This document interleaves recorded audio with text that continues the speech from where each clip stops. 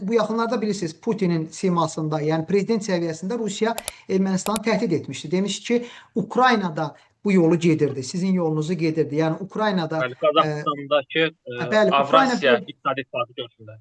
Bəli, yəni Ukrayna böhranı fonunda, daha doğrusu Ukrayna böhranı qeyd etdi ki, onların məhz Avropa İttifaqına üzv olmaq istəməsi ilə başlamışdı. Dolayı yolla mesaj verdi ki, sizi də belə bir böhran gözləyə bilər. Yəni əslində bu məncə həm də onun belə deyək, mesajıdır ki, hətta Rus hakimiyyət dairələri regionda növbəti bir savaşa, müharibəyə belə razıdırlar.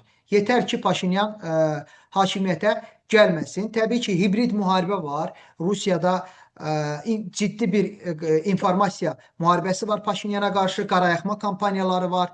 Ağır həqarətlər edirlər Paşinyan hakimiyyətinə.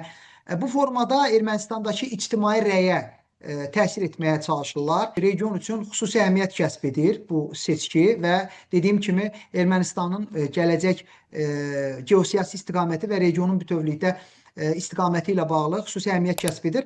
Amma hər halda mən hesab edirəm ki, Paşinyan komandası çox yaxşı təşkilatlanıb və bu seçkilərdə də qalib gələcək.